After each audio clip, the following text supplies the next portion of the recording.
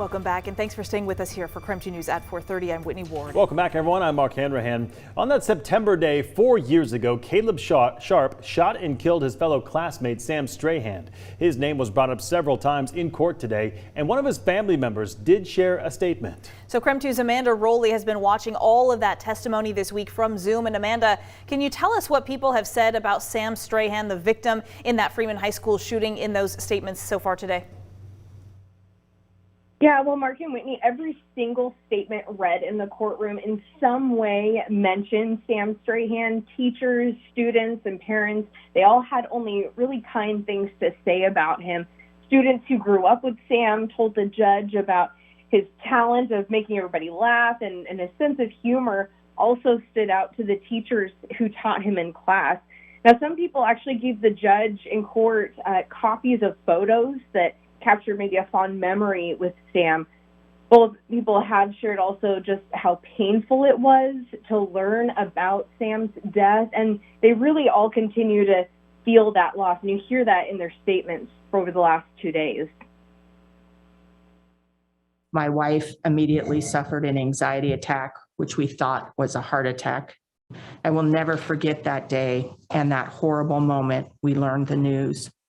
We later had to tell our 21-year-old daughter this awful news, and she has suffered emotionally since then with anxiety and difficulty sleeping. Yeah, so guys, that was a statement from Sam's uncle that was read in court by a deputy prosecutor. That was Eric Strahan's statement. We haven't heard from Sam's mother yet.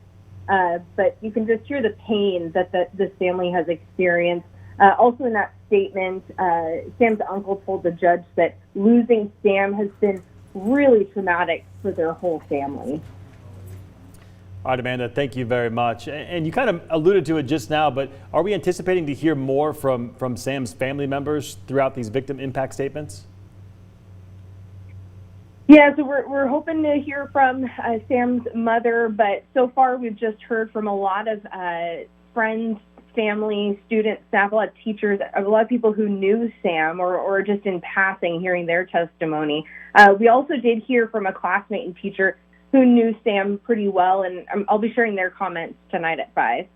Amanda, we did just see some video of that stone memorial that they had made in Sam's honor, but I know that you've covered this a lot, and they have tried to honor Sam and his memory and his life and his legacy in many different ways, right? Oh, gosh, they really have. I mean, just 2 months after the shooting, they renamed the highway that passes by the high school, Freeman High School. A stretch of that is now renamed Sam Strahan Memorial Highway. I remember days and weeks after the shooting going to the school and covering the aftermath. There was that memorial at the Freeman High School sign, and it blew me away just how much it continued to grow and grow and grow with signs and flowers. And all those signs either had Freeman Strong, it wasn't an either or, it was Freeman Strong and in some form or fashion Sam Strahan's name or his picture. You could just tell that the community really loved him, and he really was a light in that community.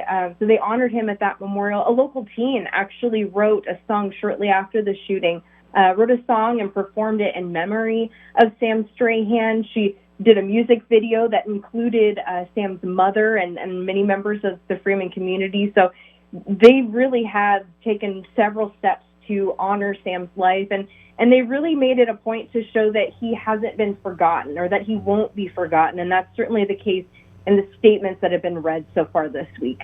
All right, Amanda, thank you very much. We'll certainly keep Sam's family in our thoughts during these difficult couple of weeks, and we'll have more on that in the days that come.